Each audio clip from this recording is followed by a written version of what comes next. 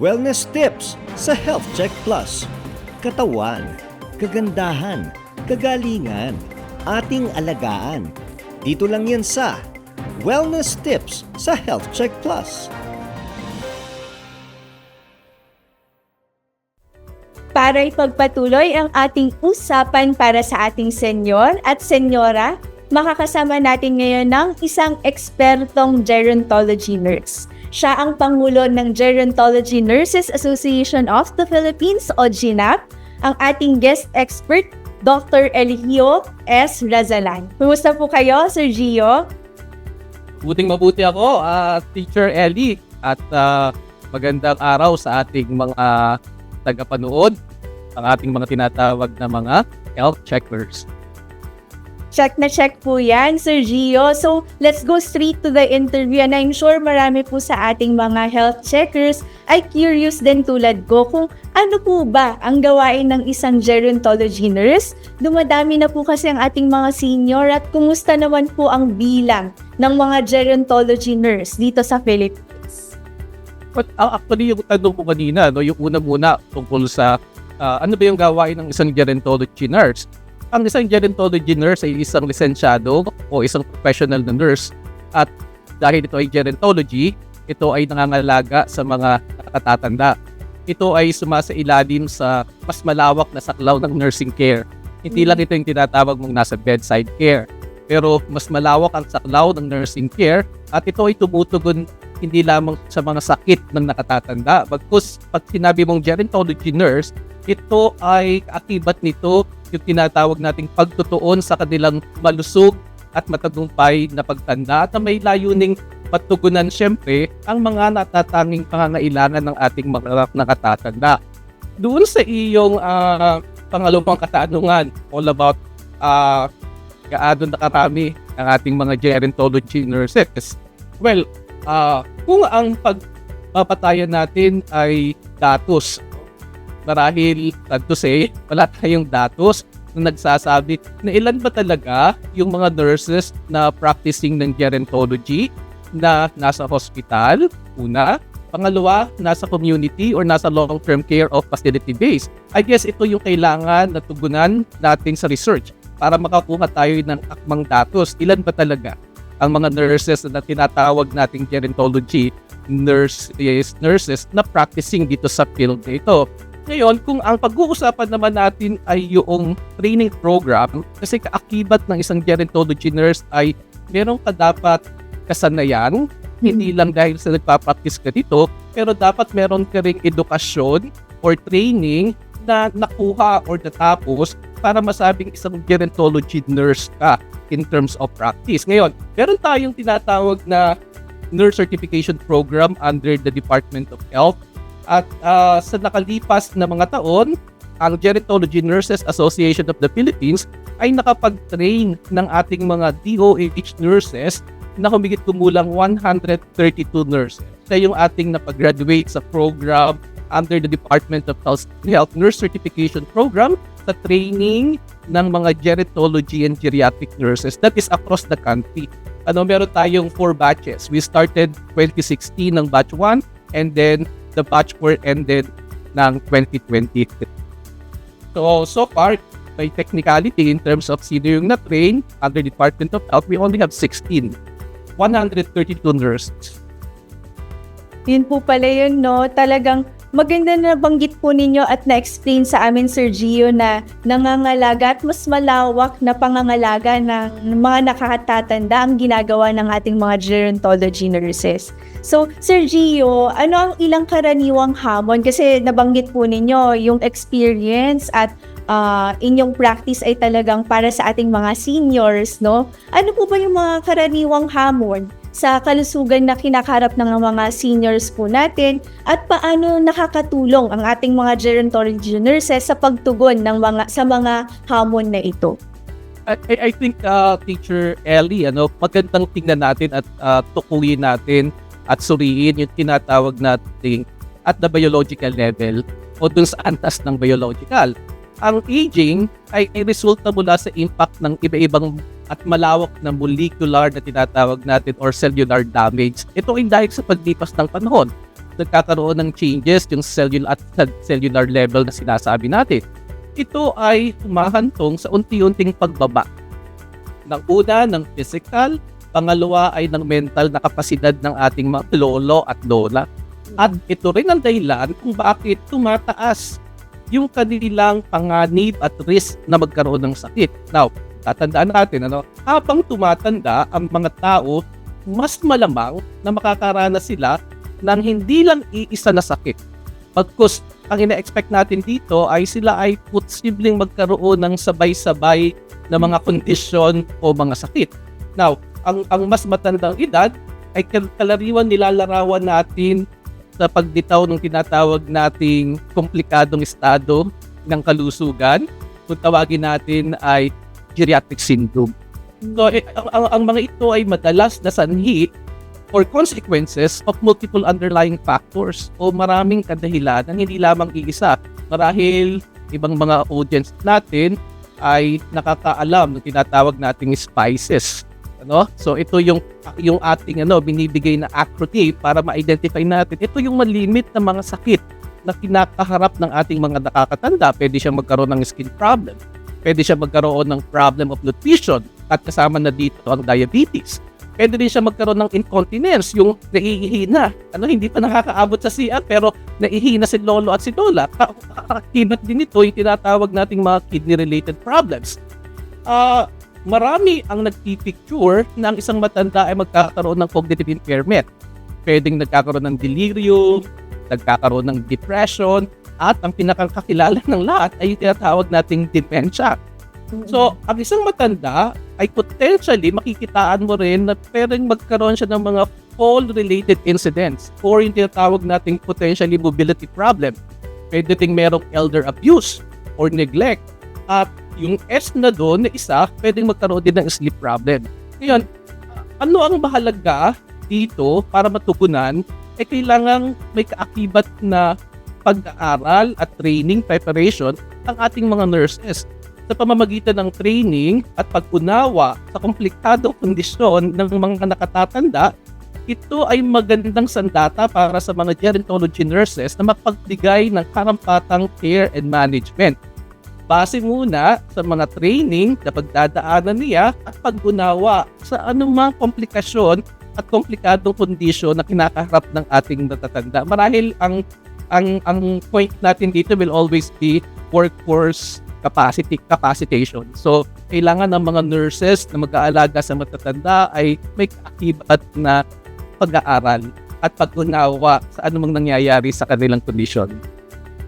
Sir Gio, bilang isang nurse din, talagang saludo po ako sa mga gerontology nurses kasi nai-imagine ko lang po ang amount ng patience na kailangan po ninyo kapag when we're dealing with our senior citizens. Lalong-lalo na nabanggit ninyo, maraming komplikado at sabay-sabay ang kanilang pwedeng maging kondisyon.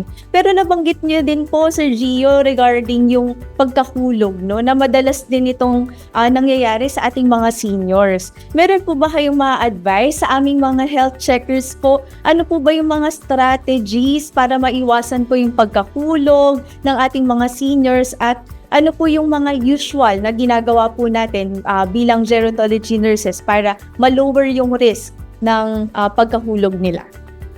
I guess, Teacher Eddie, bago natin probably bigyan ano ba yung mga solusyon, kailangan maunawaan muna ng ating mga nakatatandang manonood, kasama na ang ating mga health checkers. Ano ba katindi ang problema pag nagkaroon tayo ng isang matanda na kasama sa bahay na nahulog o na-fall, di fall in love, nahulog yung ating isang matanda.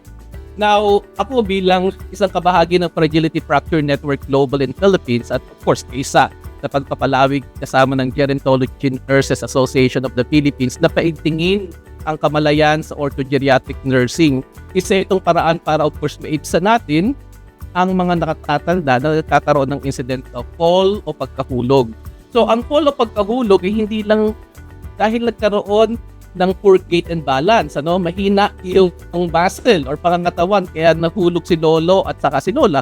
Pero ito ay epekto ng iba-ibang kondisyon o ng maging mga geriatric syndrome na sinasabi natin. Now, kung titingnan natin ang ultimate outcome ng fall, ang isang matanda ay pwedeng mag-lead sa dependency or even death later on.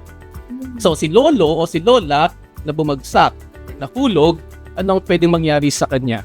Magkakaroon ng fracture. So pag hindi nagamot yung fracture, si lolo o si lola pwede siyang maging bedridden, which is hindi maganda para kay lolo at kay lola. So maglilid ito dahil siya ay bedridden na, maglilid ito na i-isolate niya yung kanyang sarili. Hindi na niya magagawa yung daily activities niya sa buhay. Now, dahil hindi na ito niya nagagawa, mawawala yung autonomy ni lolo at ni lola. So, anong term na binibigay natin? Parang pabigat na siya, hindi lang sa buhay niya, pero pabigat na rin siya doon sa kanyang mga kasama sa buhay o sa bahay.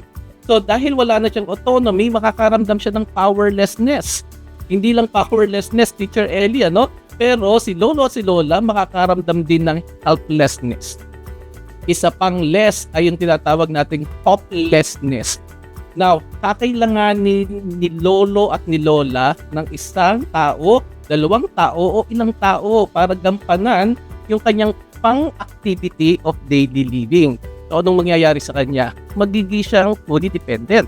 Ngayon, pag fully dependent na si lolo at si lola, makakaramdam na siya ng depression.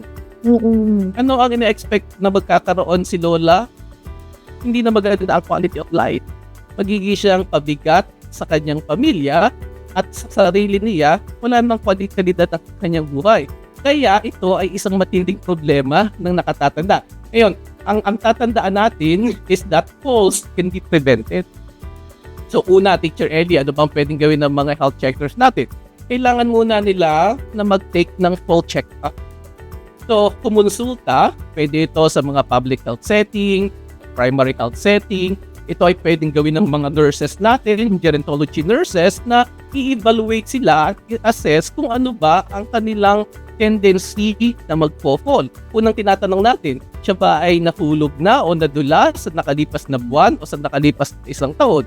Kasi kung nagkaroon na ito ng incident ng pagkabagsak, ang possibility, mayroong chances na bumagsak uli si lolo at si lola.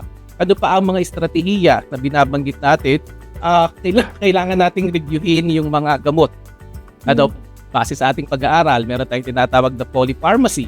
At marahil wala ito sa kaalaman ng ating mga health checkers na ang mga gamot ay potentially merong epekto doon sa katawan at kondisyon. Let's say, ilang gamot ang iniinom ni lolo at ni lola? Baka sa sobrang daming gamot, meron tayong tinatawag na drug interaction. So, nire-review ito ng ating mga gerontology nurses at saka ng ating mga doktor at geriatrician para malaman meron bang drug-to-drug interaction na pwede itong mag-lead dun sa pagkabagsak ni lolo at saka ni lola. Ano pa ang kailangan nating tingnan? Kailangan nating tingnan at i-identify ang potential home hazards. So, kailangan ang mga health checkers natin, para matandaan nila, malaking bagay yung environment kung saan naandun si lolo at si lola. Kasi baka naman yung environment ang isa sa mga factor na ito ang dahilan kaya bumagsak or nadula si lola. So, ano yung mga tinitingnan natin? Yung mga clutter, yung mga throw rugs, yung mga slippery floors and sleeping hazards sa ating mga bahay. So, ano pang kailangan gawin natin na estratehiya? Kailangan magpasuri nung kanilang paa, including footwear. Tama ba yung fit ba? Properly fitted ba yung sapatos o tsinelas? O ito ba ay hindi maglilit para madula si lolo at saka si lola? Now, kailangan ding suriin ng mata. Lagi nating binabanggit sensory deficit. Meron tayong pag tumatanda, bumababa ang capacity ng eye at saka ang hearing. So, kailangan i-check din both the hearing at saka yung kanyang mata. Masigurado natin na tumutugma yung glasses na ginagamit ni lolo at ni lola doon sa kondisyon ng kanyang mata. Ano pang ating kailangang alamin?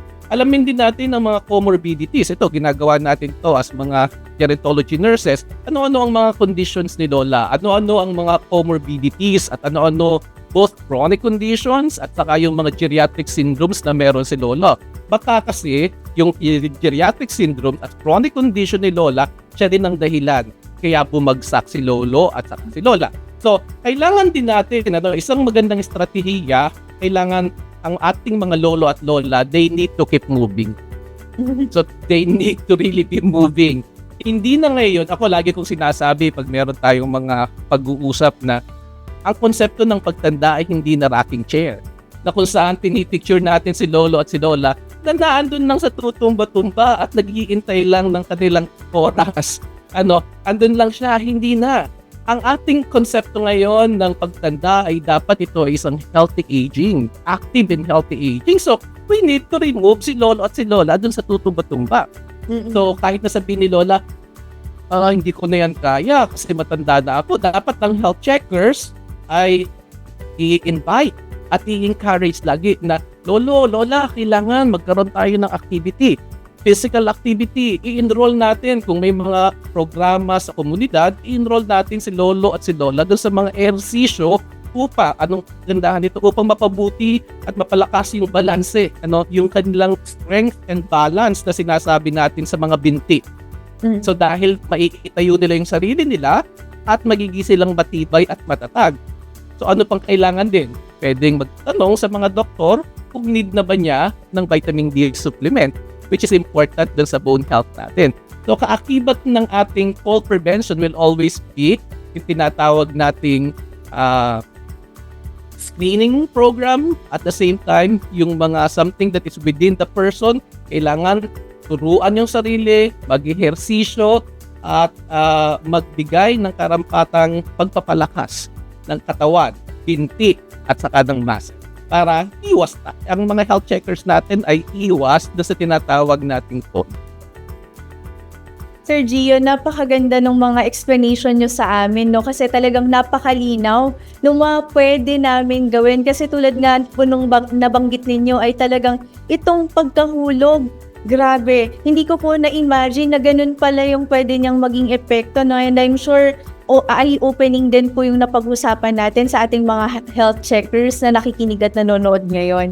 At maganda din po na meron tayong magagawa, no? Yun po yung emphasis ni Sir Gio na talagang itong pagkahulog na magli-lead sa napakaraming komplikasyon ay pwedeng maiwasan. So ayan po mga health checkers, no, na pakinggan po natin si Sir Gio sa kanyang mga advice para maiwasan ang pagkahulog ng ating mga senior citizens. Sir Gio, paano po makakatulong ang ating mga health checkers para po mapanatili ang kalayaan at kalidad ng buhay ng ating mga senior citizens? Okay, so pag tinatanong natin paano natin makakatulong doon sa tinatawag nating mapanatili ang kanilang mental at kalidad ng kanilang buhay at saka ng emosyon, So, ang isang malaking bagay dito ay of course kailangang makapag-conduct tayo ng comprehensive nursing geriatric assessment. So, dun sa part lang ng nurses, pwede na natin itong gawin para ma-identify natin ano na ba yung condition ni lolo at ni lola. So, the moment na nakakuha na tayo ng data at na-evaluate na natin ano ba yung problema na merong existing problem, meron si lolo at saka si lola, makaka-address na tayo at mabibigyan natin ng solusyon yung mga problema na na-identify. Meron na bang pumapasok na geriatric syndrome si lolo at si lolo? Nagpapakina na ba dun sa screening program natin? Kung hindi man ito screening, na-i-refer na natin ito sa mga specialist, pinakikita na ba ito, isa ba itong kondisyon na dapat i-address? So, mabibigyan natin ng mas mabilis na karampatang lunas at treatment si lolo at saka si lola. Ang isa pa na dapat nating tandaan ay kung may sakit na si lolo at si lola, maiwasan ng komplikasyon. Kasi tatandaan natin na mababa ang immune system. Meron tayong theory na habang tumatanda, bumababa rin yung capacity ng ating immune system. At sa pagbaba ng capacity ng immune system natin, mas mabilis na makakuha ng iba-ibang klase ng disease, lalo na ng mga infectious diseases si lolo. So habang dumadami ang sakit ni lolo, hindi ito nagiging maganda sa kanya at bababa ang kalidad ng kanyang buhay. Hanggang mag-i-end ulit tayo, potentially baka mag-fall si lolo at saka si lola. So, comprehensive geriatric assessment, nursing assessment will always be mahalagang bagay na gagawin ng ating mga gerontology nurses Doon pa lang ma-identify ano ang need ni lolo at ni lola to be addressed. Pero sa kalidad ng buhay, lagi kong binabanggit dito, hindi lamang karampatang medical and health services ang care ang ibibigay natin. Bagkus, kailangan iakma rin natin ang karampatang social services or social care. So lagi nating tinutugma dapat yung tinatawag nating health and medical care with social care. So dapat laging social service, katugma lagi yan sa pag-aaruga sa isang matanda. I guess pag na-meet natin yung dalawang yan at napagtugma natin, mas magandang quality of life ang meron si lolo at si lola. So papasok din na tayo. Ang target ba natin ngayon is prevention, promotion, or ito ba ay curative na, or ito ba ay rehabilitative na kay lolo at si lola para maiakma natin o yung magandang programa na ipagkakaloob natin. Pero yun lagi yung sinasabi ko, dapat pinagtutugma ang health service, care, and social service and care. At the end, makikita natin na magkakaroon baka ng healthy aging journey si lolo at saka si lola. Tataas ang kalidad ng kanilang buhay. Sir Gio, paano naman po makakatulong ang ating mga gerontology nurses sa mga seniors po natin? Kasi kanina pa po natin nababanggit regarding yung health, medical, and appropriate na social services, no? Meron naman po bang mga pwedeng interventions na mga ginagawa para mapanatili ang kanilang mental at emotional na kagalingan o wellness? Alam mo, Teacher Ellie, sa tingin ko, sa atin, sa practice natin ng mga gerontology nurses, lagi nating pinapahalagahan ang making the meaning of presence. And of course, the creation of the caring presence. Yan yung tinatawag natin at ini-emphasize natin sa gerontology nurse encounter with older clients at yung family nila. Making the meaning of presence and the creation of caring presence. Now, ano ang kagandahan nito? Ito ay sumusuporta sa therapeutic relationship which is needed ng ating mga matatanda. Ang ating mga matatanda, commonly mag-e-enter yan ng problem all about feeling isolated. So yung loneliness that will lead to isolation at ang worst na pag nagkaroon ng depression, which is not a good indication in terms of quality of life. So ito isang mahalaga ito na nagsusupport doon sa tinatawag nating therapeutic relationship. The gerontology nurse and the patient at kasama nito yung kanilang mga family members or any caregivers niya. Now, ang tatandaan natin, we need to keep our older person mentally active. Whatever means of mental activity. So, whether it will be game activity, yung mga tinatawag natin brain games or word games, word puzzle. So, lahat ng mga activity na magpapatalas ng isip ng ating mga matatanda. We called it, diba, yung mga sa therapeutic management, mga non-therapeutic therapy. Kahit nga pagbilangin natin si lolo at si lola, 1 to 10, 1 to 100, counting activity tayo ngayon. Or else, word puzzle tayo, or pwede ring mga any types of word games.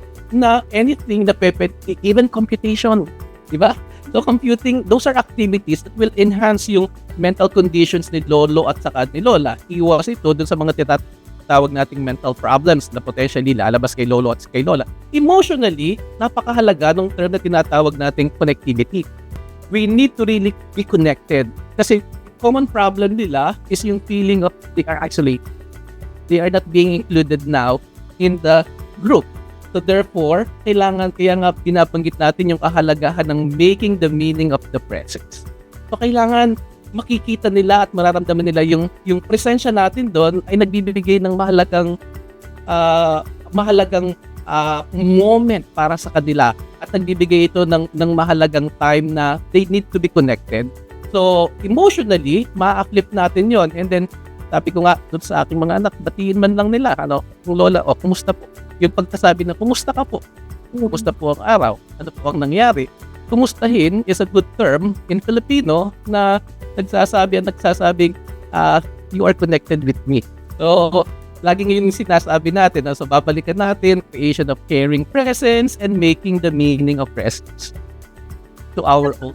Napakalalim nung mga nabanggit ninyo, Sir Gio, no? Pero para sa aming mga health checkers, ako po ay talagang natuto, no, kung paano ito gagawing very practical para sa ating mga health checkers, lalong-lalo na yung mga health checkers natin na may kasama ng mga senior sa kanilang mga bahay at tahanan, no? Sir Gio, alam niyo po, marami po sa ating mga nakikinig at nanonood ngayon, tulad nung nabanggit natin, ay may kasamang senior sa kanilang tahanan. So para naman po sa mga tagapag-alaga ng mga senior adults, ano po yung pwede nating maitulong mabigay na suporta para sa kanila? I guess ang ating gustong iparating sa kanila ay napakalaki ng kanilang role. Okay. Anybody na ang classification niya ay caregiver. Whether yung caregiver na yan ay tinatawag nating Teacher Ellie na paid or unpaid caregiver, whether family member or non-family member. So, napakalaki ng kanilang role sa pag-aalaga ng ating mga nakatatanda. Now, kasama sila. So, ang gusto kong i-emphasize sa kanila, kasama po kayo sa ating pinagtutuunan ng pansin. Upang maiwasan ang tinatawag nating caregiver's burden. Ang caregiver's burden po ay isang kaakibat na mga aktibidades o ito ay isang assessment. At the same time, kailangan addressan natin ito ng intervention. Kasi yung caregiver's burden will not be good para doon sa ating mga matatanda na inaalagaan nila. Pag nagkaroon ng caregiver's burden ng ating mga tagapag-alaga ng nakatatanda, ano ang mangyayari sa situation na ibibigay nila? Ito ay magdilid na baka masaktan yung isang matanda dahil sila ay overwhelmed of the 24 hours duty as caregiver. Di ba? Pag nakikita natin Teacher Ellie, na 24 hours, lalo na yung matatanda na bedridden, tapos may dementia, tapos multiple ang conditions, talagang ang hirap alagaan. Sa gerontology nursing practice, we follow yung tinatawag nating TLC. Ang TLC natin, commonly tender loving care. Pero dito, gusto kong iparating sa ating mga health checkers na pag sinasabi nating TLC of caregiving, yung tipo dito, ibig sabihin ay training. Ang mga caregivers ay dapat po dating bigyan ng karampatang hindi ito yung advanced training, pero ano lang yung basic and fundamental na training na pwede nating ibigay sa kanila para magkaroon sila ng malalim na pag-unawa sa kondisyon at mga bagay at pangyayari na nagaganap kay lolo at kay lola. Ang L po dito, ibig sabihin po ay we allow the caregiver na matanggal muna siya dun sa 24 hours caregiving. Kasi po talagang overloaded, nakakapagod, physically, emotionally, mentally, kasi you're going to absorb all the problems na binabanggit ng ating mga nakatatandang may sakit. So, kailangan ang tawag po natin doon respite care. Bigyan natin ng opportunity sila na makapag-withdraw sila doon sa caregiving task nila. It's because they will be overwhelmed. So, at the end, ano ang mangyayari? Hindi po magiging efficient yung care and management na binibigay nila. Yung C ay karampatang care for self.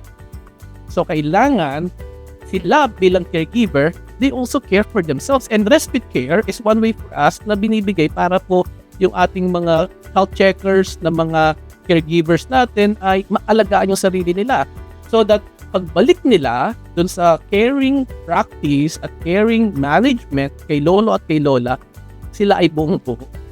Hindi sila sabog, hindi sila exhausted, at therefore may iwasan natin na ma-harm si lolo at si lola at masaktan. Therefore, patuloy na magaganda yung interventions na ibibigay.